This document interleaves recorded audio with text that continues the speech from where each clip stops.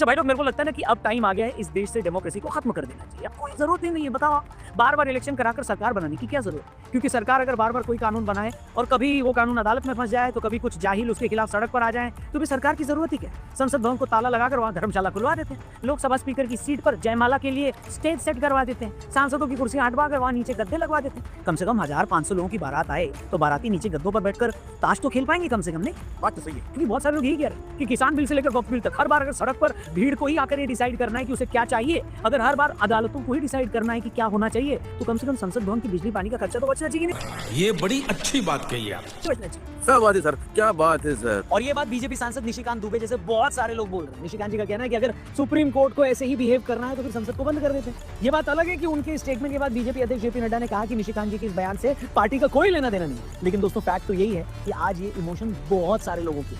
किसान बिल के टाइम ये हुआ, सीएनआरसी के टाइम यही हुआ, इनसे ट्रिपल तलाक हटा तब भी ये ड्रामा करने की कोशिश की गई, और वक्फ बिल के टाइम भी यही हो रहा है। जैसे ही वक्फ अमेंडमेंट बिल संसद में पास हुआ तो जाहिलों की पूरी फौज ने बंगाल में क्या किया, इन लोगों ने सड़कों पर आकर आग लगा दी।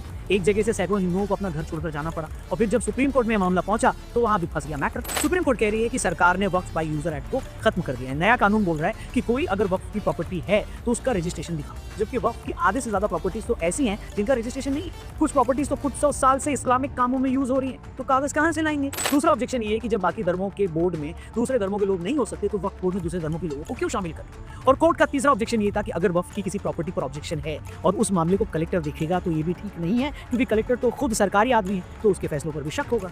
अब जब से सुप्रीम कोर्ट ने अपनी टिप्पणियां की हैं तब से पूरे देश में रायता फैल गया। कुछ लोग तो साफ तौर पर ही बोल रहे हैं कि सुप्रीम कोर्ट का रवैया हिंदुओं और मुसलमानों से जुड़े मामलों में बिल्कुल अलग है। सीधे शब्दों में कहूं तो अदालत हिंदुओं के साथ भेदभाव करती है, लोग ये कह रहे हैं। फिर जैसे कि मैं आपको बता रहा था, जैसे सुप्रीम कोर्ट ने वक्फ संशोधन बिल पर अपनी टिप्पणी की तो उसके बाद पूरे देश में इस पर काफी तीखा रिएक्शन आया। सुप्रीम कोर्ट के सीनियर लॉयर विष्णु शंकर जैन जी ने तो यहाँ तक कह दिया कि सुप्रीम कोर्ट आर्टिकल 32 में इस मामले की सुनवाई कर ही नहीं सकता, क्योंकि हिंदुओं से जुड़े ऐसे ही मामले जब ये लोग डायरेक्ट सुप्रीम कोर्ट लेकर गए थे तो सुप्रीम कोर्ट ने कहा था कि आप लोग सीधे हमारे पास काय को आए, हाईकोर्ट जाइए। तो इस मामले में भी ये मामला हाईकोर्ट के पास भेजा जाना चाहिए था। तो क्या पैमाना है, क्या मापदंड है कि एक पक्ष सुप्रीम कोर्ट आता है और उसकी सुनवाई की जाती है और इंटरिम ऑर्डर देने के लिए एक बात की जाती है, तो ये कानून यही चीज दूसरे पक्ष के लिए भी लागू होनी चाहिए। दूसरा इन लोगों का कहना है कि बात किसी प्रॉपर्टी के कागज दिखाने की है ही।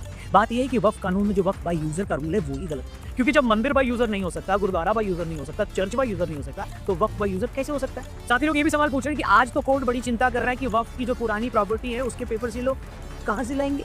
इन्हीं लोगों का कहना है कि भाई जब हम राम मंदिर मामले में अदालत गए थे तब हम लोगों से क्यों कहा गया था कि पहले आप लोग ये साबित करो कि वहाँ मंदिर था। क्या अयोध्या में भगवान राम की जन्मभूमि में भगवान राम का मंदिर था, इसके लिए कोई कागज दिखाने की जरूरत थी क्या? नहीं थी ना। लेकिन फिर भी वहाँ खुदाई करवाई गई, हमने सबूत भी दिए, तब जाकर अदालत में आए। इसलिए सुप्रीम कोर्ट को कायदे से स्टे तो वक्फ बाय यूजर कानून पर लगाना चाहिए, मगर इतने सालों से तो वो कानून है, उस पर तो कोर्ट ने कभी कुछ कहा नहीं। उल्टा आज ये ऐसे लोगों को डिपेंड किया जा रहा है जो वक्फ बाय यूजर की बात बोलकर किसी भी प्रॉपर्टी पर कब्जा करके बैठे। तीसरी बात, जब सुप्रीम कोर्ट ने कहा कि आप मुस्लिम बोर्ड में दूसरे धर्मों के मेंबर कैसे शामिल कर सकते हैं, अब सुप्रीम कोर्ट के इस सवाल पर तो सॉलिसिटर जनरल तुषार मेहता जी ने ऐसी बात करी कि सुप्रीम कोर्ट इस पर पूरी तरह चिढ़ गई। तुषार मेहता जी ने कहा कि मिलॉर्ड, आपको ऐसा क्यों लगता है कि अगर वक्फ बोर्ड में दूसरे धर्मों के लोग आएंगे तो न्याय नहीं होगा?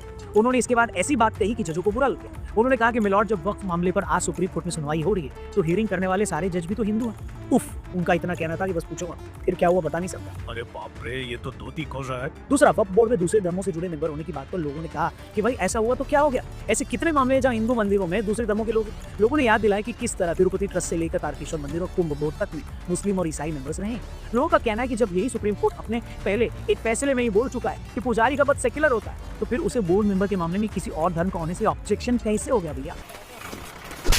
इसी मामले पर सुप्रीम कोर्ट के वकील अश्विनी उपाध्याय जी ने कहा कि जब मैं इस वक्फ एक्ट के खिलाफ सुप्रीम कोर्ट गया और मैंने जज को कहा कि मिलॉर्ड, वक्फ बाय यूजर कानून का इस्तेमाल करके वक्फ बोर्ड दूसरों की जमीनें हड़प रहा है, तो उल्टा सुप्रीम कोर्ट मुझसे पूछने लगी कि बताइए क्या आपकी कोई जमीन हड़पी गई है? अश्विनी जी ने कहा कि लेकिन जब वक्फ संशोधन एक्ट के खिलाफ इमरान प्रतापगढ़ी और ओवैसी जैसे लोग सुप्रीम कोर्ट गए और इन लोगों ने वहां जाकर कहा कि सरकार कानून में बदलाव करके वक्फ की सारी जमीन हड़प लेगी, तब सुप्रीम कोर्ट ने इनसे नहीं पूछा कि क्या सरकार ने आपकी कोई जमीन हड़पी? मतलब हिंदू हिंदू का झगड़ा होगा तो डिस्ट्रिक्ट कोर्ट में चलेगा, और हिंदू मुस्लिम का झगड़ा होगा तो वक्फ ट्रिब्यूनल में चलेगा। ये कानून बिल्कुल, संविधान इसकी इजाजत बिल्कुल नहीं देता। अफसोस की बात यह है दोस्तों कि बहुत सारे लोगों को ये लगता है कि कई बार सुप्रीम कोर्ट अदालतों में हिंदुओं के साथ भेदभाव करती है। विष्णु शंकर जैन और अश्विनी जी दोनों ने बताया कि किस तरह कुछ टाइम पहले 3 हिंदू मंदिरों को तोड़ने के खिलाफ स्टे लेने और सुप्रीम कोर्ट गए तो उन्हें हाई कोर्ट भेज दिया, लेकिन वक्फ के मामले में दर्जनों याचिकाएं अभी भी पेंडिंग है। लेकिन इस मामले में सुप्रीम कोर्ट सीधे हियरिंग के लिए तैयार हो गया। बताओ, इस केस में किसी को नहीं कहा कि आप लोग पहले हाई कोर्ट जाओ। इतना ही नहीं, और सुनिए, लोग बताते हैं कि कैसे 2018 में सुप्रीम कोर्ट ने सबरीमाला की सैकड़ों सालों की परंपरा के खिलाफ जाकर महिलाओं को वहां जाने की इजाजत दी, लेकिन मस्जिदों में महिलाओं के प्रवेश को लेकर मामला आज भी अदालत में पेंडिंग है। 2019 त्रिपुरा के त्रिपुर सुंदरी मंदिर में 500 साल पुरानी पशुओं की बलि परंपरा पर रोक लगा दी गई, लेकिन आज भी बकरीद पर धार्मिक वजह से ही पशुओं की बलि ली जाती है। इसी तरह सरकारी जमीन पर कब्जे के मामले में फरीदाबाद में 10,000 लोगों से जमीन खाली करवाने के आदेश दिए, लेकिन हल्द्वानी में रेलवे की जमीन पर एक खास मजहब के लोगों के गैर कानूनी कब्जे पर 17 साल बाद भी कोई फैसला नहीं। लोग तो इसमें कुणाल कामरा और नुपुर शर्मा वाला मामला तक कोर्ट कर।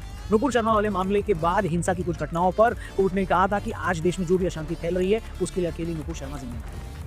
जबकि कुणाल कामरा वाले मामले के बाद इसी अदालत ने कहा था कि अगर एक आदमी के बयान से बहुत सारे लोगों की भावनाएं आहत होती हैं, तब भी बयान देने वाले उस आदमी की फ्रीडम ऑफ स्पीच का सम्मान होना चाहिए। अब इन्हीं सारी बातों से बहुत सारे लोग फ्रस्ट्रेटेड फील करते हैं दोस्तों। वो कहते हैं कि चाहे ज्ञान वापी हो, चाहे मथुरा का मंदिर हो, कोई अंधा भी ये बता देगा कि वहां पर पहले क्या था और बाद में क्या बना दिया गया। तो आज जो अदालत वक्फ बाय यूजर की बात को बोलकर ये कह रही है कि वो लोग सैकड़ों साल पुरानी जगह के लिए सबूत कहां से दिखाएंगे, लेकिन जिन जगहों के सबूत सारी दुनिया को दिख रहे हैं, जो कार्बन डेटिंग से साबित भी हो चुकी हैं, उस पर कोई फैसला लेने में क्या हर्ज है।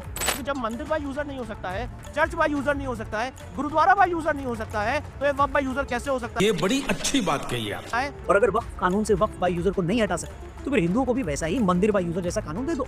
फिर जहां कोई हिंदू कोर्ट कहेगा कि ये मंदिर तो ईश्वर की है, यहाँ तो भगवान की पूजा होती है, तो फिर वो जमीन हिंदुओं के हवाले हो जानी चाहिए। सिंपल। अगर आप एक सेक्शन को भी अननेसेसरी ताकत नहीं हटा सकते, तो वैसी ताकत फिर हिंदुओं और सिखों को भी दे देनी चाहिए कि नहीं? कमेंट करके बताइए। आपने सुना होगा तो सुप्रीम कोर्ट वक्फ अमेंडमेंट के कुछ पॉइंट्स पर उन्होंने सवाल उठाए, तो उपराष्ट्रपति धनखड़ जी को बोलना पड़ा कि सुप्रीम कोर्ट राष्ट्रपति को ऑर्डर कैसे दे सकती है। There is a directive to the president.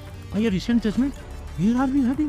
ये बात सही है कि सुप्रीम कोर्ट के पास पूरा राइट है कि सरकार अगर कोई कानून बनाती है तो कोर्ट ये देखे कि उसमें सब कुछ कॉन्स्टिट्यूशन के हिसाब से है या नहीं। लेकिन यहाँ भी एक पेंच है। एक्सपर्ट्स कह रहे हैं कि अगर ये चीज चेक भी करनी है तो ये सुप्रीम कोर्ट की कॉन्स्टिट्यूशन बेंच का काम है, न कि मेन बेंच का। और जैसे कि आपको पता है, इस मामले में सुप्रीम कोर्ट ने सरकार को जवाब देने के लिए 5 मई तक का टाइम दिया। लेकिन यार ये देखकर तो सच में फ्रस्ट्रेशन होती है कि जब भी चीजें सुधारने के लिए कोई कानून बनता है तो कोई ना कोई रंगा लगा दिया। सीए एनआरसी आया, जिन लोगों को डेले वर्क की इसकी समझ नहीं थी, उन लोगों ने भी दूसरों को भड़का पूरा देश रोक दिया, जाम कर दिया। तब क्या हुआ था शाहीन बाग में, ये सबको पता है। उसी तरह किसान बिल के टाइम जो 3 कानून आए, अगर वो सच में लागू हो जाते, किसानों की और देश की सूरत बदल जाती दोस्तों। भारत लोअर इनकम ग्रुप वाले देशों से सीधा ही कुछ सालों में मिडिल इनकम ग्रुप देशों की कैटेगरी में आ जाता, लेकिन ना, तब भी भीड़ ने सड़क पर आकर पूरा देश जाम कर दिया। और अदालतों में क्या चल रहा है ये हम देख ही रहे। कुछ दिन पहले दिल्ली हाईकोर्ट के जज के यहाँ से नोट मिले थे, तो उस पर कोई एक्शन ही नहीं हुआ। उल्टा उन जज साहब की कहीं और पोस्टिंग कर दी। मतलब एक आदमी के बंगले से 15 करोड़ रुपए कैश मिल जाता और कोई सीरियस इन्वेस्टिगेशन तक नहीं होती। सुप्रीम कोर्ट ने उस मामले पर अर्जेंट हियरिंग तक से इनकार कर दी। उनकी जांच करने के लिए 3 जजों की कमेटी बना दी गई। मतलब अब जज ही दूसरे जज की जांच करेंगे।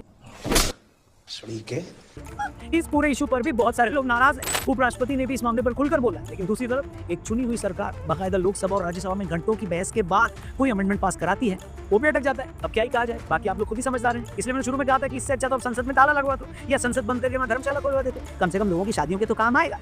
दोस्तों नमस्कार, वीडियो पसंद आया हो तो लाइक और शेयर करें। ऐसी न्यूज़ देखने के लिए हमारे YouTube चैनल को सब्सक्राइब जरूर करें। धन्यवाद। जय श्री राम।